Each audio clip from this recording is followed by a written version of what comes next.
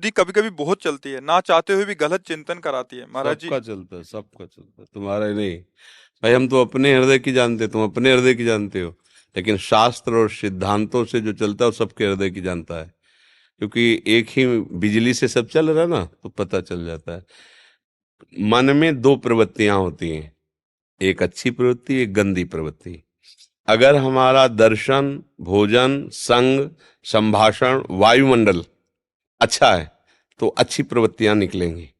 अगर बुरा है, गंदा है, तो गंदी प्रवृत्तियों को बढ़ावा मिलेगा। रहती सबके अंदर है, दो बुद्धि में, सुमति और कुमति, और मन में अच्छी तरंगें, बुरी तरंगें दोनों होती है। अब हमें देखना है कि बुरी तरंगों को मिटाना है, अच्छी तरंगों को बढ़ाना है। बहुत समय लगता है, ऐसा नहीं कि 4 दिन में मिट जाएंगी, बहुत जन्मों की तरंगे हैं ये। उसे दुर्वासना कहते हैं। वासना, दुर्वासना, उपासना। उपासना के द्वारा दुर्वासनाओं का नाश करके, अच्छी वासनाओं के द्वारा फिर उस वासना का विनाश करके भगवत प्राप्ति कर ली जाती है। तो जो मन में गंदी तरंगे आती हैं, आप जांच कीजिए कि ये शास्त्र विरुद्ध है, तो उनको भूल कर मत कीजिए, धीरे धीरे नष्ट हो जाएंगी। मन को गंदी तरंगों में बढ़ने के लिए बढ़ावा मत दीजिए। जैसे गंदा भोजन, गंदा दृश्य, गंदी बातें, गंदा संग, तो फिर आप नहीं रोक पाएंगे, वो तो बढ़ाओ उन्हीं तरंगों का हो रहा है। सत्संग सुना, नाम जप किया, ठाकुर सेवा की, फिर भी गंदी तरंगे उठ रहे हैं, तो वो उठ नहीं रही, वो नष्ट हो रहे हैं। क्योंकि अब अच्छी तरंगे जा रहे हैं, तो एक दिन गंदी तरंगों का नाश हो जाएगा, वो अच्छी सुंदर भावात्मक तरंगे जिसमें आप आनंदित होने लगे। घबराने का विषय नहीं है, रोग बहुत पुराना है, दवा अमोघ है, बस पाते रहिए और संयम से रहिए, ठीक हो जाएगा एक दिन ये। नाम जप से, भगवत प्रसाद से, गुरु कृपा से ये धीरे धीरे नष्ट हो जाती है, पर धीरे धीरे। एकदम कि आज राधा बोला खत्म, ऐसा नहीं होता धीरे धीरे होता है।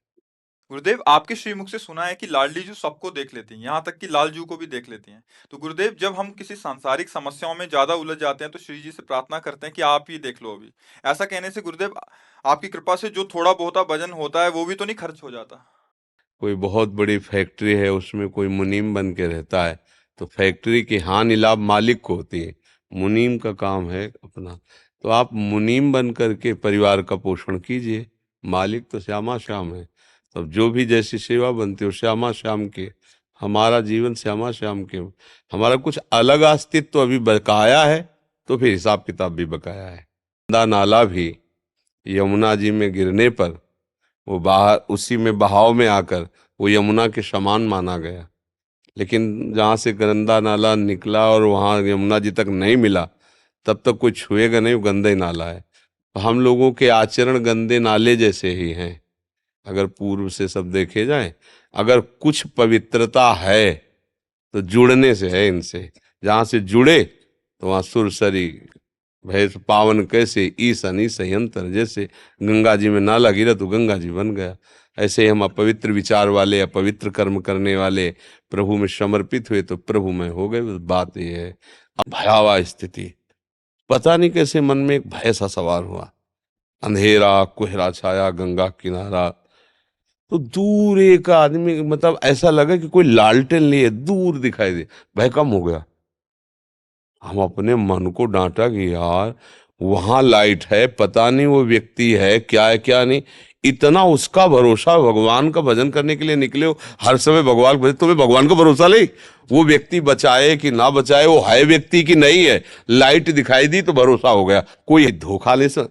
एक प्यार में होता है, जैसे हम आपसे बहुत प्यार करते हैं तो कभी कभी गुस्सा भी आ जाएगी, क्योंकि अपने ही है ना, तो कभी कभी वो आता है, होता है ऐसा। वो बात अलग है कि कभी प्रभु से लड़े, पर अविश्वास नहीं। लड़ेंगे तो आपसे, प्रेम करेंगे तो आपसे, दूसरा तो कोई है नहीं।